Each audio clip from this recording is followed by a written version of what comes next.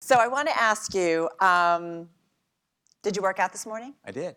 Runner or another thing? Today was a gym day, so I went to the gym at about 4:45. He does the gym or run every day. Yeah, You used to sleep 4 hours. You sleep more now, right? I do. I sleep as much as I can now. Okay. I'll probably fall asleep while we're talking. No, don't do that, please. Okay. And you haven't had anything to eat today, I bet. No.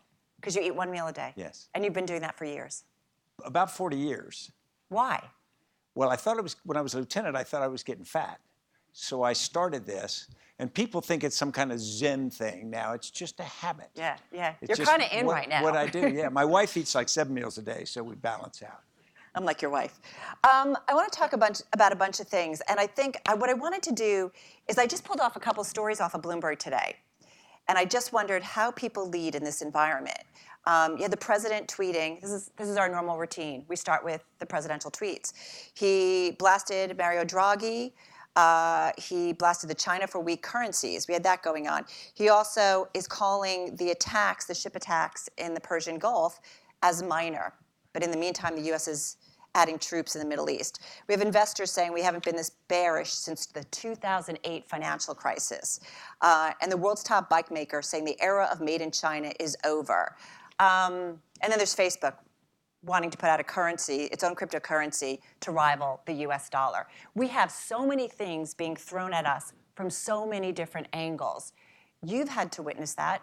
You know, you're many years in Afghanistan, and you get word from Washington, you get word from the front line and your troops, your peers.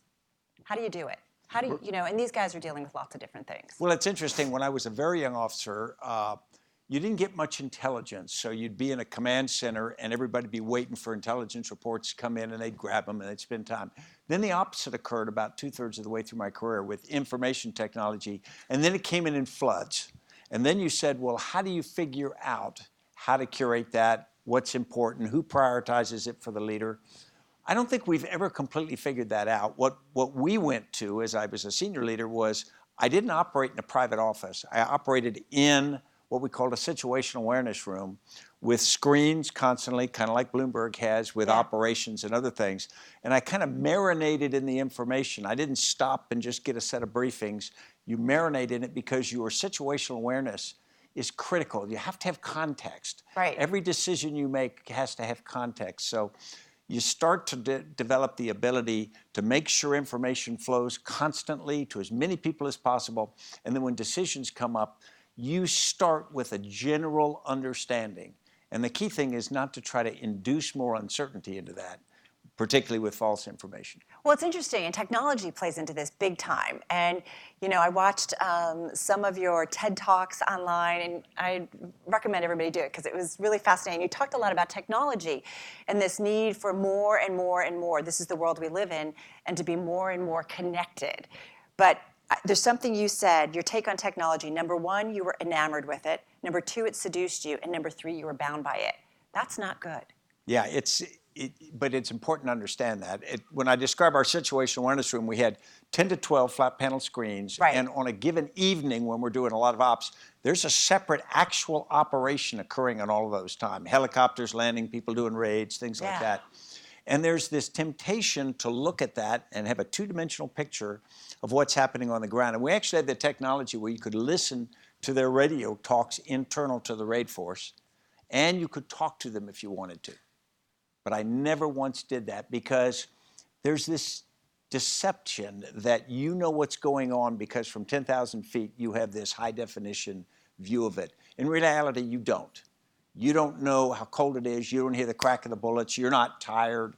The person on the ground has to do that. However, what you can do is you can understand the broader situation. You can posture yourself so that as that force on the ground, you start to see things happen. Right. Instead of telling them what to do, you tell them what's happening. You position reinforcements. You position medical evacuation. You position fire support. And then you offer it to them. You say, this is available, this is so-and-so, but you can't take over because, one, you're not in the right place to make the decision. You're not the right person to make the decision. And you've got to understand that it's deception to pretend that you are omniscient. So trust the folks that are on the ground. You have to. So staying with technology for a moment, though, I think you also talk a lot about this whole idea of feeling like you're connected, and then really having connected relationships. And you have to be very careful. And we see this all the time, that we're emailing the person sitting next to me. How crazy is that? Yeah. And there's something different texting versus picking up the phone and talking to somebody. Talk to us about the importance of leadership and having those connected relationships, real connected relationships. Yeah, if you think about it, we're in an era where you also create these false friendships, whether it's on Facebook or wherever. We even use the term, You mean friend my Twitter somebody. followers don't love me? Yeah. No, okay. I've got a friend of mine who's got a saying, and he calls it the 495 Club. And 495 is the beltway around Washington, D.C. And he says, there's a group of people that if they call me in the middle of the night and tell me to go stand on the side of 495 in a loincloth, golf shoes, and a light coat of oil, I will go do it. I won't ask questions. Now, he says it's a small group. But the reality is, when you talk about friendships, those are the people who you really have a connection. In the military, we used to say that on the radio in a firefight is not the time to establish a relationship. So you've got to understand that the sinews of a relationship actually come from other things. When we're geographically dispersed, that takes work. I usually believe that there has to be some face-to-face interaction, and you've got to be intentional about what you're doing. You can then follow that with email and phone calls, but the reality is a relationship built at long distance without more. I'm a great believer that video teleconferencing is far more effective than a phone call, which is far more effective than an email. And so there's this hierarchy, and being able to see responses. If you and I had a screen between us now, we'd have a completely different conversation than the fact that you can see me and I can see you. There is something about a visual or being face-to-face. Exactly. It's interesting, too, because you do say you need to have people in your life that you can call early in the morning or late at night. And that's true for people who are running things or running companies. Yeah. You have to have those people. You need it more than ever because, as we know, the military talks about the loneliness of command. But the reality is leaders in companies can't make all your subordinates your friends. You can be friendly with them, but it's unfair to make them your friend because in your friend you come and you pour your heart out, you tell your problems. If you do that to a subordinate, one moment they take that information in, they try to figure out how they should respond. Then the next day you're very directive or you're critical. And you put them in this incredibly confusing position, which is not fair to them. Right. And so it takes us the discipline not to pollute that relationship unfairly, which means we need somebody. So I understand that. I'm thinking about something that Liz said last night from McKinsey, and this whole idea, I talked about having 8 hours of sleep, and she just talked about the importance that you really need to be rested to function well. But her point was when somebody comes in and they're crying or angry, she says, did you get sleep? So where is that line between being a manager that cares about its people, because we all have things going on in our life, and understanding that, but also understanding that we've got to run a company, right? Yeah. And we have responsible for the top and bottom line. So where's that balance? Where did you have the balance between your guys that have to protect one another, protect this country, versus making sure they're okay? I think one of the things you have to understand is going and rubbing somebody on the back and asking them how they feel may not actually be the most effective way of showing you really care. Caring about people, Erwin Rommel, the German general in World War II, said that the best form of troop welfare is first-class training. First, position them for success. Take care of them in ways that matter. In the military, that's food, that's protection, that's training, that's leadership. That's what you owe them first.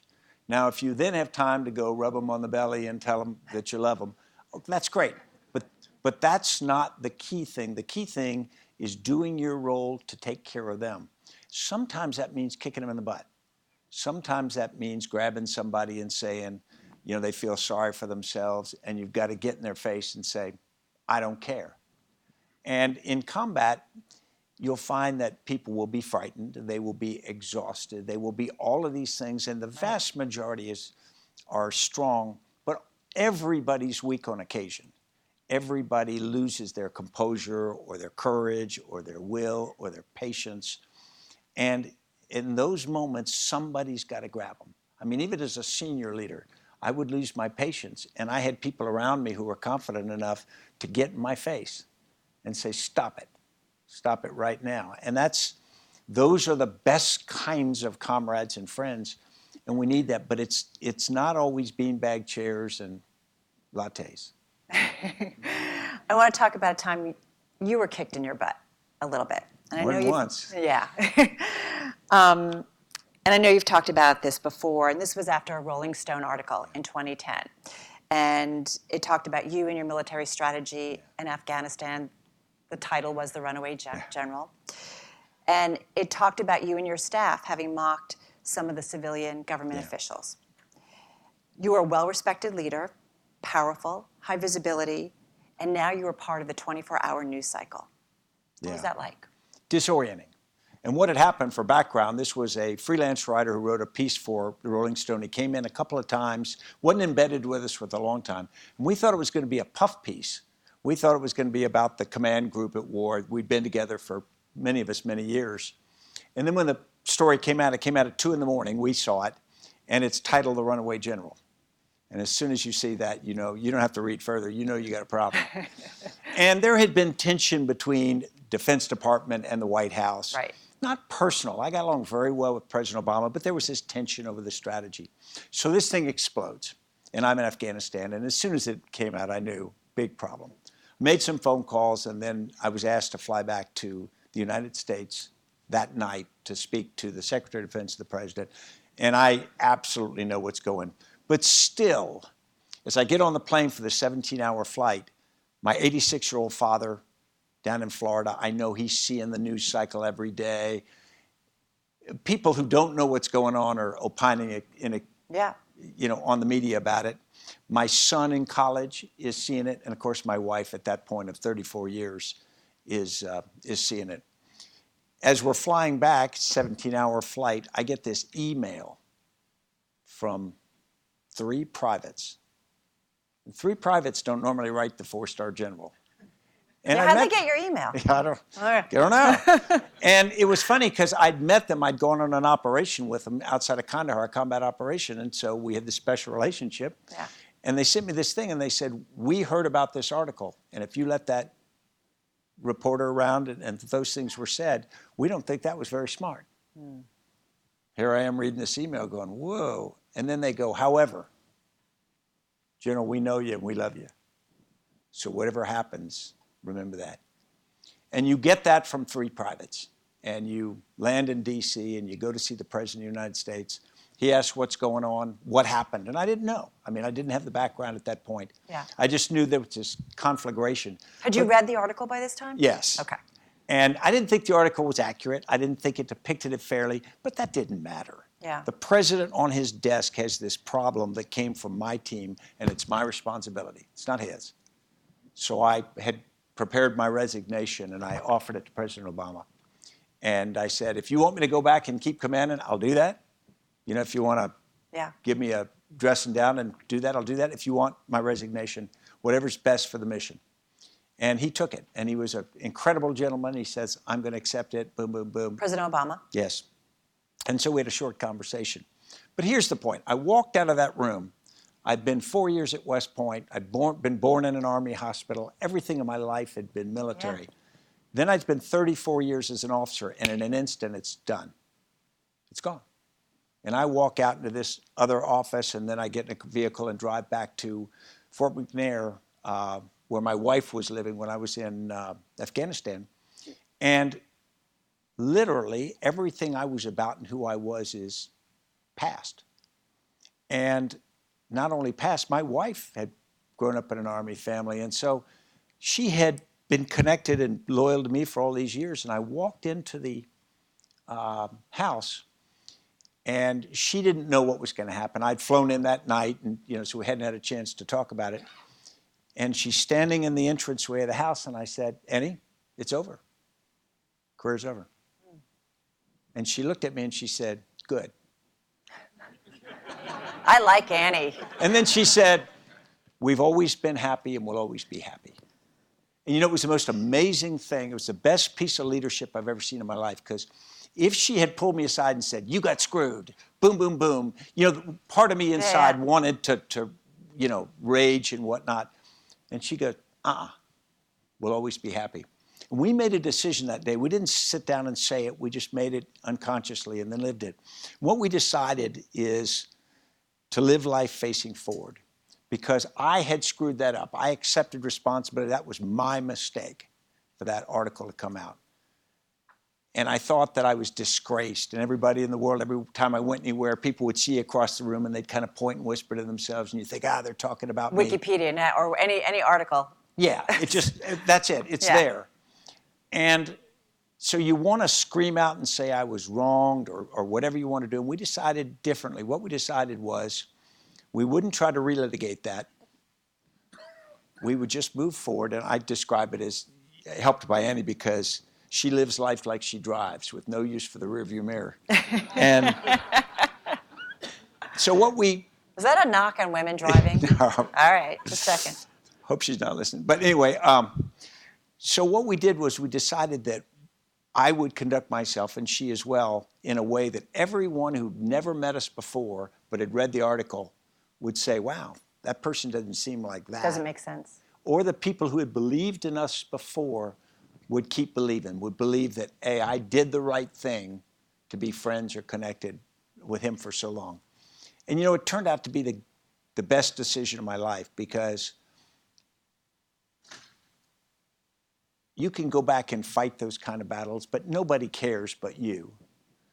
And second, it's about the future. You can't change anything in the past. Everybody in this room will probably fail. You'll fail at a marriage, or you'll fail with a kid, you'll fail in business. You're going to fail at something.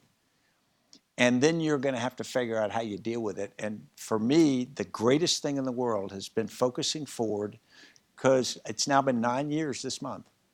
And every year has been better. I mean, there were times when I still, I read something or somebody refers to it and I just go, that's not right. But it gets easier every year. And I just think mentally, psychologically, all the things has made me stronger for the experience. Thank you for telling that. No, really appreciate it. Yeah. Thank you. And so I'm wondering, I'm thinking about everybody listening. I mean, everybody's going to go through a crisis at some point. And I watch in terms of news coverage, VW, how long they fought it or hit it or whatever. Just different companies, some of them get out, the college admission scandals, companies got out right ahead of it if they had an employee who was involved. What's your advice to some folks, to our Breakaway members, that they're going to have some kind of crisis? How do you deal it? Because you could have done and said, you know what, we're going to do some research and find out exactly what happened, blah, blah, and dragged it on. You could have done that. You didn't. And it wouldn't have been right for the mission there. Yeah. It would have put this pall over the mission for a long time. And even if the president had then fired me and pulled me out, it would have still put this question mark. We didn't need that. Right.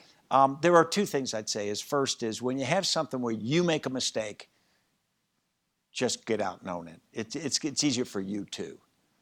The second thing is if the organization makes a mistake, the same thing. The hard part is going to be where there will be a perception of a mistake, and your first advice you get is cut off the diseased limb to move on. But the diseased limb may be some of your people, and they may not be guilty. They may not actually be wrong. And so there's a tendency sometimes to say, well, I've got to get in front of this, so I got to fire these people to create a fire break. And then you run into a real, this is where it gets hard, difficult thing. One, because you have loyalty to them. Right. Maybe they don't deserve it, even though the press is calling for their heads. And second, everyone else in the organization is watching because they will extrapolate how you treat them to how you're going to treat them when it happens. And so the idea of balancing loyalty and balancing taking care of people with doing something that protects the organization, this is where it's hard. Yeah. And this is where it takes leadership to explain it. It takes leadership to get to the bottom of things as you go forward. What do you make of leadership today? Where it's also, we have a commander-in-chief who leads often by tweets. We have CEOs of companies like Elon Musk, maybe on Twitter. I don't know today where he is right now, but this is how we do it. It tends to be provocative. It tends to kind of shake things up. Yeah. I'm not saying everybody does that, but we are in a new world order, it feels like, when it comes to leadership and what's allowed. I see some extraordinary leadership in companies and organizations. I mean, just calm, focused, caring leadership. Is there anybody in particular that you admire? I'm a great friend of Keith Cratch of DocuSign. He's now just joined in the United States government. Brad Smith of Intuit. People I've worked with closely that I've gotten to know. Andy Sieg of Merrill Lynch. These are people I've gotten up close and watched them lead, and I'm deeply impressed by it. But a lot of people are confusing celebrity for leadership. And the idea that you can say a lot or go out and create this persona, and that's leadership. And to a degree, you may influence people. You may actually, if you do that, you may get people to think certain things. But I don't think that's where you get the kind of loyalty to where you're going that's going to bring people along for the long term. I don't think it's building the team for the long term. You look at really good football coaches. If you look at the life cycle of them, they typically come in and it's hard in the first years. And they're not popular because they're putting in some things that may be painful. They may be inconvenient for people. They may be demanding. Then when they build up over time a track record and people know this is really for the best of the people in the organization. He knows what he's talking about, or then she it's knows what she's talking completely about. different. Yeah. And so I think that's the kind of leadership that is durable. That's the kind of leadership that I want to see in every organization in my nation. You've got a book out. You've written several books, but this one's called Leaders, Myth, and Reality. You've come on Bloomberg Air and talked to us about it. What are some of the myths when it comes to good leaders? Yeah, we really brought it down. This is a fun book too, because you talk about all kinds of leaders. We profile 13 leaders to include Coco Chanel. And the truth My is, favorite. I didn't know it was a person when we started the book. I just thought Are you kidding? I did, no clue. And so we did this very broad range, but we came up with these three big myths. And the first is the formulaic myth, and that's the idea that as a leader, there's a series of behaviors or things you can do, and if you do those, you're going to be effective. And the reality is when you look at the data, people who do all those fail quite often, and people who do very few of them succeed. Right. And so there's not this formula you can follow. There's not X habits of effective leaders that's going to guarantee your success. The second was the attribution myth, and that's the idea that the leader is responsible for the organization succeeding and failing. And if you get the right CEO or the right president, you're good. History doesn't bear that out either. In fact, what we find is context of the moment and the followers are just as important as the leader. And yet, because we have a history of biography, we tend to put the spotlight on the key person. And when you follow that person around, they tend to be the center of the stage and everybody else is slightly in the shadows. In reality, those other factors are just as big in the outcome. So the leader's not the beginning and end of the story. And the last is the results myth, and that is that we as followers or we as shareholders or anything are demanding, and that we demand results from our leaders. The reality is we select, promote, and follow leaders routinely who are absolutely ineffective, get terrible results, and yet we stick with them. It's extraordinary. Why? Adolf Hitler was still popular in the spring of 1945 after 12 years of taking Germany into absolute defeat. You'd think that the German population would have hated him by then. Absolutely the opposite. Leadership fills not an objective requirement. We're not nearly as objective as we think. We're much more subjective and emotional in our connection to leaders. Leaders fill some needs. They fill the idea that the future will be better. And so really the punchline of the book is leadership is far more complex than we think it is. It's not all about this great woman or great man. It's about this ecosystem. And we as followers have far greater responsibility or agency than we sometimes admit. We tend to say, well, we'll wait till a great leader comes along, and when they do, we'll make them show us their tricks, and then we'll follow them. And the reality is that's not the way it has to work. We own it. We as participants, because followers is probably not the right word. Right. One thing I wanted to ask you about is diversity. This was something at Breakaway we talked about a lot last year, and certainly Me Too has put it front and center. The military has not been great. Corporate America hasn't been great in terms of diversity, despite years and years of studies that talk about how things will do better. How many times have we had that conversation here? Yeah. What's the problem? What's the responsibility? How do we get leaders to do it right and make more diverse workforces all the way up the chain? Yeah, it is systemic. And the reason I say it's systemic is I think of the United States Army. When I grew up as a child, I remember going to Fort Benning, Georgia, and on one street there was a movie theater, pretty nice, and then about a block and a half down there was another movie theater. And I said, well, this is great, you got choice. Well, they were created back in the 1920s when one was for white soldiers and one was for African American soldiers. And my grandfather was a company commander there, and I remember my father telling me this story. If you go to the Pentagon today, you'll notice there are plenty of bathrooms, more bathrooms than most buildings, and with a big population, that's very handy. It's because they built twice as many as you needed because you couldn't have African Americans and whites. And it was built in 1941. It wasn't built in 1841. And so we create systems. When the U.S. Army was ordered to integrate in 1948, it had had African American soldiers in at different ranks before. But the reality was you needed to create forcing functions to cause that to happen. It took about 6 or 8 years before the military actually went through with integrating all units and whatnot. And then my experience with females in the military, they started to come in officers, but then female officers would be given jobs like the protocol officer.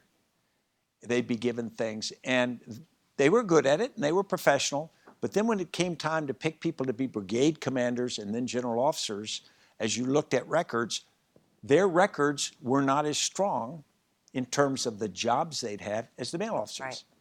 And so the board gets together, and the board is told to pick the best qualified people. And the board can look at this and they can justify themselves. Well, the reality is the male officers have had better experience, and therefore the male officers are more qualified, therefore we will select them. And it wasn't a bunch of males getting together saying, keep out women. There was probably some unconscious bias there, but nobody ever said it openly, but it was the best qualified thing. The problem is you have to fix the system from the bottom to the top, right, which can take 2 generations. My belief now is you got to start. One of my close friends is Ann Dunwoody. She was the first female 4-star. Her grandfather and father were both West Pointers. She couldn't go to West Point because she was female. She was 1 year older than me, so it was before females were not. We were battalion commanders together. Ann and I have been friends for 30 years. She didn't have the same opportunity. Now, she fought through it because she just performed her way through it. But the reality is, I think you've got to take the system, and the term I know is affirmative action. And you've got to make that work, and you've got to put senior females and other minorities or any things that you want represented. You've got to put them in senior enough roles where they can mentor the junior people. And when I talk about diversity, I do mean everything. Absolutely. You've got to create that opportunity.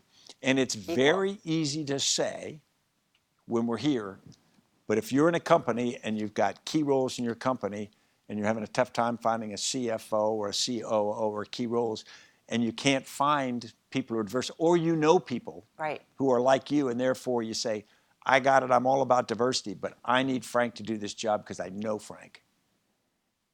That's tough. I mean, it really is. Look at tech company boards and whatnot. So, but I think But if we don't start sometime. Well, that's it. I think affirmative action is where you've got to go, even though people don't like the term anymore. Just got about a minute. Sure. Can anybody be a leader? Anyone. And people come up all the time and ask you that, don't they? They do. Yes. Leadership is mostly about self-discipline. If I asked everybody here to write a list of what a leader does and doesn't do, our lists wouldn't be vastly different. Now, what we do or don't do is vastly different based upon how much self-discipline we have to do it. Think of how many times at work you know what you ought to do, and either because it's inconvenient or tiring or frightening or something, you don't. I mean, how many times a day do I find something and I go, wow, I should have done that, and I didn't. And so I think leadership is more about self-discipline than anything else. I think that's a perfect note to end it on. General McChrystal, thank you so much.